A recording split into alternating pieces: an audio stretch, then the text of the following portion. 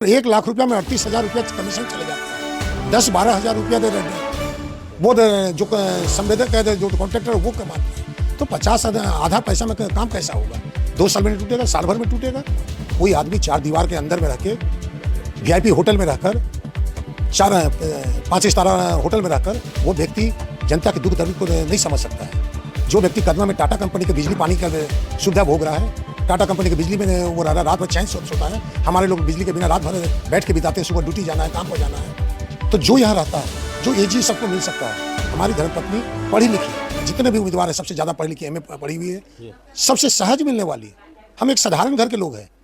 आज अगर हम मर भी जाते हैं तो मेरे शरीर पर 1-2 मीटर का झंडा को डाल दिया जाएगा, इसके अलावा पार्टी मुझे कुछ नहीं देगी। ऐसे परिस्थिति में एक मानवता के नाम पर और जो हमने अपनी पत्नी के साथ फेरा, अग्नि का साथ फेरा लेते हुए ये वचन दिया था कि ज़िंदगी भर तुम्हारा साथ निभाएंगे, ऐसे परिस्थिति में वो कोई कायर व्यक्ति ही होगा जो कि अपने निजी स्वार्थ के लिए पत्नी के साथ छोड़ देगा। देखिए, एक मेयर के अधीन जो समस्या आती है, जो उनका अधिकार क्षेत्र है, वो पानी, बिजली, सफाई, रोड, नाली, ड्रेनेज, इसके अलावा उसके अधिकार क्षेत्र में कुछ नहीं है। जोहार झारखंड। अभी हमारे साथ पूर्व भाजपा के जिला अध्यक्ष जमशेदपुर के और अभी धनबाद के प्रभारी थे, उन्होंने हाल में भाजपा छोड़ दिया है, उनसे बात करेंगे। उनका नाम राजकुमार श्रीवास्तव जी है। सर, आपका स्वागत है। नमस्कार सर, क्या बात हुई सर? मोह भंग हो गया, क्या बात हुई सर? कोई मोह भंग नहीं, मुझे न पार्टी से मोह भंग हुआ है, न मुझे भारतीय जनता पार्टी के कोई कार्यकर्ता से मोह भंग हुआ है, और न हमारे बड़े जितने भी नेता हैं उनसे मोह भंग हुआ। हमारा जो रिलेशन है व्यक्तिगत रिलेशन मरते दम तक रहेगा, और मेरे रग रग में भारतीय जनता पार्टी का खून हमेशा दौड़ता रहेगा, मेरे दिल में हमेशा कमल रहेगा। हमारी लड़ाई विचारधारा की है और व्यक्ति विषय से है, किसी एक व्यक्ति से है। उनके द्वारा जो निर्णय लिया जा रहा है अपना व्यक्तिगत स्वार्थ के कारण, जिसके चलते भारतीय जनता पार्टी दिन प्रतिदिन धरातल में चले जा रही है।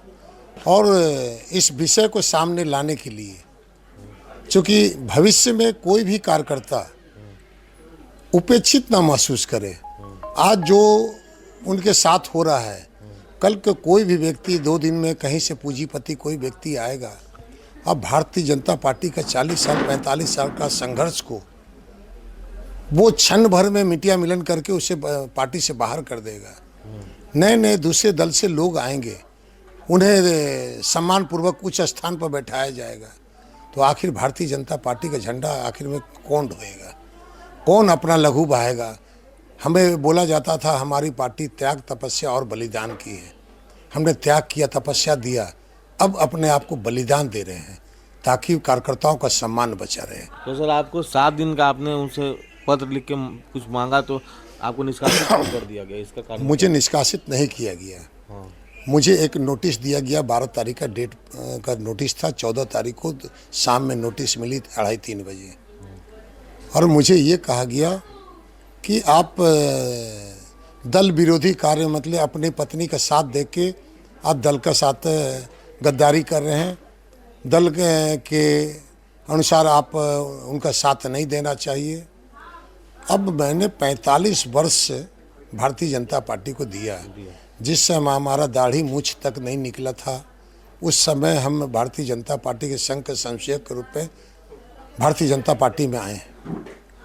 और आज 61 साल की उम्र में मुझे ये कहा जाता है कि आप पत्नी या पार्टी में किसी एक को चुने। अब आप बताइए, इस उम्र में अगर हम अपनी पत्नी को छोड़ते हैं तो अपने बाल बच्चा से भी जाते हैं। जो अंतिम यात्रा में जो 4 कांधा हमको मिलेगा, वो कांधा भी हमको नहीं मिल पाएगा। भारतीय जनता पार्टी जब 45 साल में मुझे कुछ नहीं दी, आज अगर हम मर भी जाते हैं तो मेरे शरीर पर 1-2 मीटर का झंडा को डाल दिया जाएगा, इसके अलावा पार्टी मुझे कुछ नहीं देगी। ऐसे परिस्थिति में एक मानवता के नाम पर और जो हमने अपनी पत्नी के साथ फेरा, अग्नि का साथ फेरा लेते हुए ये वचन दिया था कि ज़िंदगी भर तुम्हारा साथ निभाएंगे, ऐसे परिस्थिति में वो कोई कायर व्यक्ति ही होगा जो कि अपने निजी स्वार्थ के लिए पत्नी के साथ छोड़ देगा। सर आखिरी सवाल, कुमकुम जी खड़ी हो रही हैं, कुमकुम श्रीवास्तव जी आपकी पत्नी, क्या मैनिफेस्टो और क्या रोड मैप है, इसके बारे में कुछ बताएं। देखिए जे एक मेयर के अधीन जो समस्या है आती है, जो उनका अधिकार क्षेत्र है, वो पानी, बिजली, सफाई, रोड, नाली, ड्रेनेज, इसके अलावा उसके अधिकार क्षेत्र में कुछ नहीं है। अगर कोई व्यक्ति बोलता है कि हम ऐसा कर देंगे वैसा कर देंगे, वो जनता को बरगला रहा है, उसके अधिकार क्षेत्र में है ही नहीं। अब कॉलेज बनाना स्वास्थ्य विभाग का काम है, अब स्कूल बनाना स्वास्थ्य विभाग के काम में है, बड़े बड़े जो भी कार्य हो, पुल भी बनाना फलाना, सभी राज्य सरकार और केंद्र सरकार के अधीन है। हमने ये कहा कि मूलभूत समस्या जो हम झेल रहे हैं, जो व्यक्ति यहाँ रहता है वही मूलभूत समस्या के विषय में जानेगा। आज अभी आप देखोगे मेरे घर में पानी नहीं है, तो आपके सामने बाल्टी से बाहर से पानी लाके मैं नहा के आपके सामने बैठा, तो ये समस्या हम झेल रहे हैं। तो मेरे साथ ये परेशानी, तो मेरे यहाँ मानगो के निवासी के साथ कितनी परेशानी होगी। गंदगी, आज आप बैठना मुश्किल हो गया, मच्छर, गंदगी के चलते मच्छर, तो आज हमारे बच्चा को मच्छर काटता है, डेंगू होता है, मलेरिया होता है।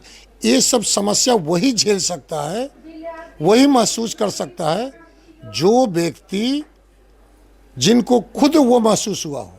और मेरे साथ में ये महसूस होता है, जो कोई आदमी 4 दीवार के अंदर में रह के, VIP होटल में रहकर, 5 सितारा होटल में रहकर, वो व्यक्ति जनता के दुख दर्द को नहीं समझ सकता है। जो व्यक्ति कदमा में टाटा कंपनी के बिजली पानी का सुविधा भोग रहा है, टाटा कंपनी की बिजली में वो रह रहा, रात भर चैन से सोता है। हमारे लोग बिजली के बिना रात भर बैठ के बिताते हैं, सुबह ड्यूटी जाना है, काम पर जाना है। तो जो यहाँ रहता है, जो एजी सबको मिल सकता है।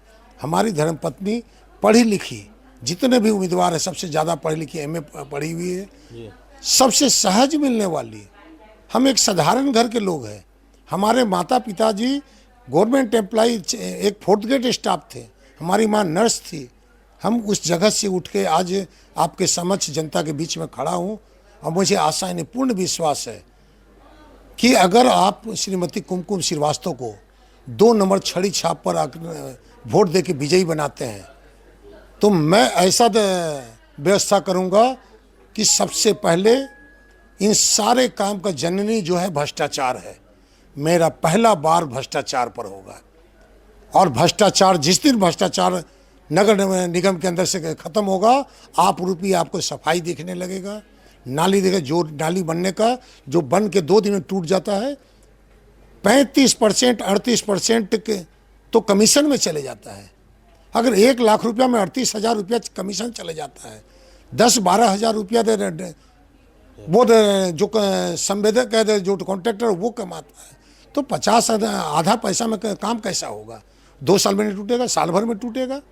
तो जिस दिन भ्रष्टाचार पर छड़ी चलेगा, उस दिन आप मान के चलिए, ऑटोमेटिक बिना के कुछ कहे सारा काम सुदृढ़ होने लगेगा, सफाई दिखने लगेगा, रोड दिखने लगेगा, आपको नाली दिखने, ड्रेनेज का काम चालू हो जाएगा, सब काम आपको दिखेगा। तो जैसा कि राजकुमार श्रीवास्तव जी का कहना है कि अगर मेरी पत्नी जीत के आती हैं तो सबसे पहले भ्रष्टाचार पर लगाम लगाएंगे, और साथ में इनका कहना है कि वो सभी प्रत्याशियों में सबसे ज़्यादा शिक्षित हैं, और साथ में इनका ये कहना है कि मेरा भाजपा से मोह भंग नहीं हुआ है। तो इस हिसाब से राजनीतिक, आर्थिक और सामाजिक मुद्दे में जुड़े रहने के लिए देखते रहे विमर्श न्यूज़। तब तक के लिए मैं आकाश, विमर्श न्यूज़ के लिए धन्यवाद।